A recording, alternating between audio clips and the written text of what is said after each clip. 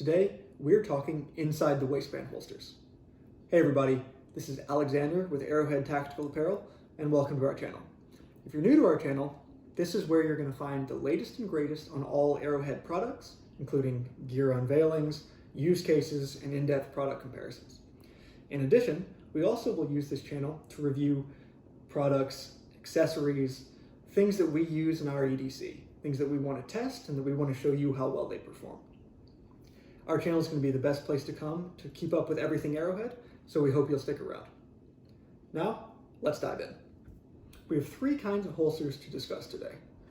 Now, these are all hard construction, or Kydex, inside the waistband holsters that we found to work well with the carrier retention waistband that you'll find in all Arrowhead pants and shorts.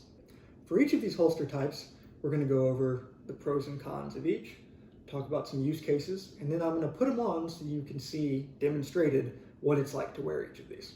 Now, before we proceed, safety check on all of the guns. We've done a physical and a visible inspection. All of these guns are safety checked and cleared, so we'll be having no NDs today. As a final caveat, all of these holsters are belt-mounted holsters, not fabric-mounted. We don't recommend fabric-based carry, so we won't be covering any of the products that are intended to work in that way. So let's dive in. The three types of holsters that we're going to cover today, in order, are single FOMI clip, dual overhook,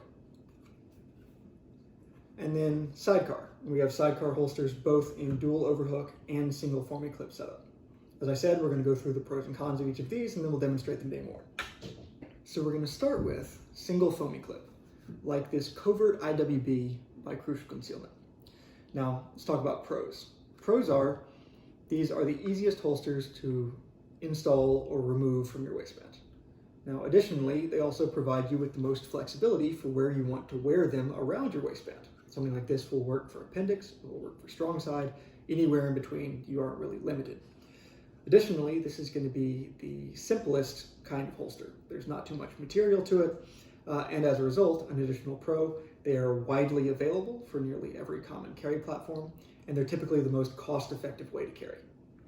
Now let's talk about cons. There are two major ones, and they are both byproducts of their simplicity.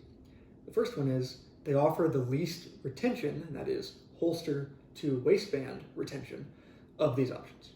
That's by nature of the single clip and the limited retention you get as a result. The second piece, they're the least adjustable when it comes to your carry position, the height at which you carry your gun. Most of these typically do not offer adjustable clips, so you kind of get what you get. Neither of these are kill shots to this kind of holster. This is actually my preferred way to carry, but those are the realistic drawbacks. So let's talk about these examples that I have here. I'm going to start with this example by Galco. This is a budget-friendly holster. It has very simple, rudimentary construction, but it works great. This was the first holster that I used to carry my Glock 19, and from time to time I'll still use it. Very easy to put on and off. It still offers good retention, but you can see that it's not sophisticated. It's just very rudimentary. Contrast that with a much higher quality engineered holster. This is the Covert IWB from Crucial Concealment, and you can see just the attention to detail that they used here. This also is a substantially smaller holster. As you can see, it uses a lot less material, and therefore it's going to be just more comfortable to carry with, and I can attest to that. This one also offers better retention with your waistband because they have a very smart design for their FOMI clip, helping to mitigate that one major drawback. The last example of this I want to show is this is a custom IWB holster that Nightfall Customs helped to make for us that I use with my absolutely ridiculous X5 Legion light-bearing gun that, believe it or not, I do actually carry regularly, and that the Carrier Joggers support just fine. As you can see, this is a very large holster, but it still has all of the benefits you would expect from a single FOMI clip holster. I can carry it appendix, I can carry it strong side. It's easy in and out, but at times the retention with the waistband does leave a little to be desired. So I'm here in my Carrier Joggers. I'm about 5'10", 165, wearing a size medium, and I've got my Glock 19 in one of those FOMI clip holsters. This is the Crucial Concealment example. I currently have it worn around the outside of the waistband, but I could affix it directly to the inner tactical belt if I saw fit. I'm wearing it strong side. Like I said, I'm carrying my Glock 19. I really like this holster and this setup because it's very easy to carry with, very comfortable, provides great retention for the gun, easy to holster and unholster, and very easy to conceal. One more example of FOMI clip carry. I'm currently carrying Appendix, my light-bearing X5 Legion. Now, as you can see, in this case, I've actually affixed the FOMI clip directly to the inner tactical belt. Nevertheless, even with a massive gun this size, I'm not a huge guy and I can still conceal it in the front. It gives me a great drop position. I can be very quick with it, easy to put it right back in place. And even with just a t-shirt, I can conceal it. So, like I said, these FOMI clips, they are very flexible. They give you a lot of options, even with full-size handguns. Now let's talk about the next varietal, what I've got right here. Dual Overhook clips. Now this is not a magazine-bearing holster. We'll get to that in a minute. But for this one, let's talk about some pros and some cons. Some pros are, this setup will provide you with optimal retention between the holster and the waistband. Once this is installed, it's not going anywhere. Another pro, it's extremely slim. Very easy to conceal with this, even if you're wearing tighter clothing, or if you're carrying a slightly larger gun, or if you have a very slim figure. Those are the pros. Now for the cons of a setup like this.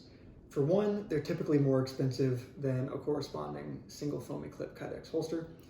They're a little harder to come by because they just aren't offered for as many platforms or by as many holster companies. They're also difficult to install and remove, especially with a platform like the carrier retention waistband. We found these work best when they're hooked directly into the inner tactical belt. And once you have it on, it's really on. So this is not a holster you would want to be wearing if you have to be taking it on or off, for example, putting a gun in a glove compartment and putting it back on while you're in a car. So some drawbacks, some pros, but we still really like these kinds of holsters. So let's talk about this exact holster. This is a mini wing by Blackpoint Tactical. They make really high quality stuff and we've been thrilled with it. I use this to carry my Glock 19 and like I mentioned in the pros, it holds it very well in place. This is my preferred way to carry if I know that I'm going to have the holster in for a while. Like I said, if I have to be taking it on, or putting it on and taking it off, not the holster, because it's quite difficult actually to remove it once it's installed. For some people that might be a pro. For me, it can be a minor inconvenience at times, but the engineering quality behind this holster and how they are able to get such great retention on the gun with so little Kydex and so few parts that could break, just fantastic. Also really love how these overhooks are attached by bendable leather, and they're also adjustable, so you can adjust that carry height up or down if you would prefer to carry higher or lower, carry it more of a cant. You're able to do that with a setup like this. So very highly recommend that if you're looking for an uncompromised holster for carrying that may or may not be the easiest to take on, or to put on and take off. So now talking about a dual overhook example. I have outfitted that mini Blackwing from Blackpoint Tactical with my Glock 19. I've got it attached directly to the interior retention belt, and this setup is not going anywhere. This is by far the best retention you can ask for. The holster itself is locked very well in place.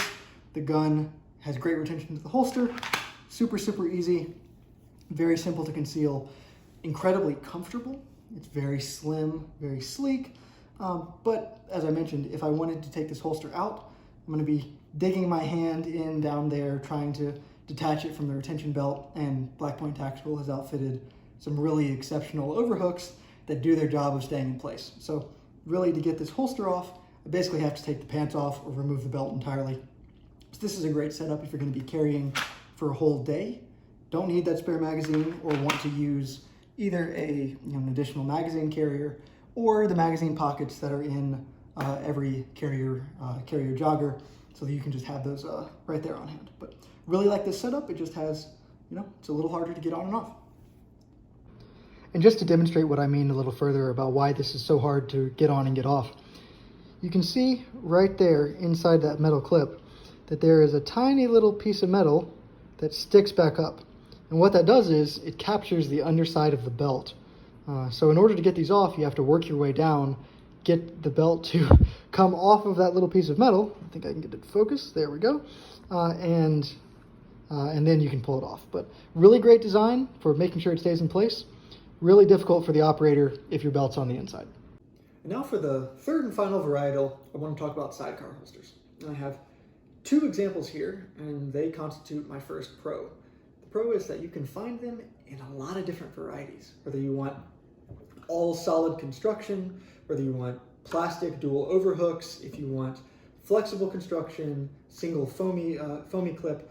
You can find sidecar holsters in a lot of different fashions to fit your preferences. Additionally, the obvious benefit is it allows you to carry a spare magazine in a place where it's readily accessible, doesn't get in the way, and is right there in case you need it. Additionally, these are fairly common. You can find them from a lot of different manufacturers and suitable to a lot of different front carry styles, and they're largely adjustable, adjusting for ride height, adjusting for size, depending on the gun that you have. So definitely a lot of benefits to a sidecar style holster.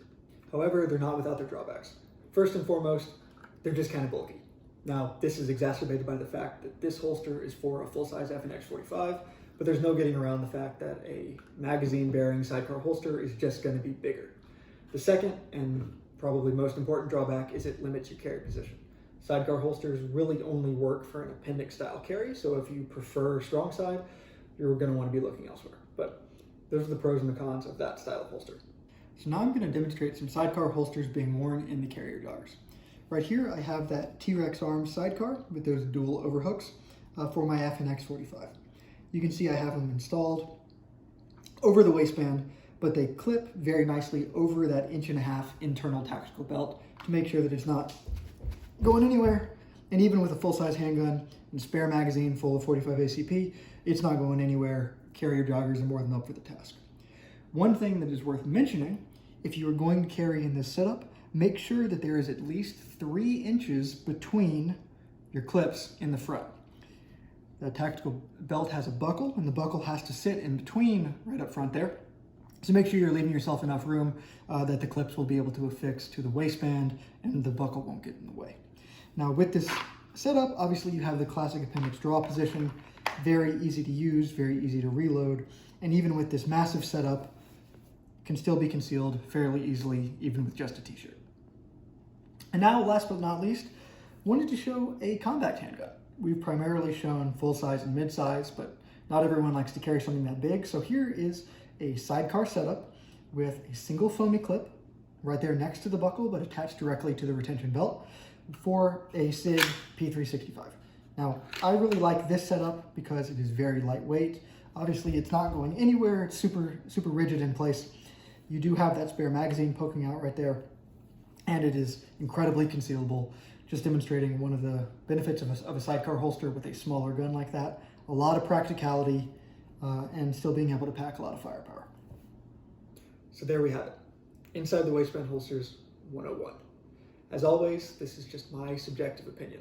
What works well for me and my carry style may not work for you and your carry style.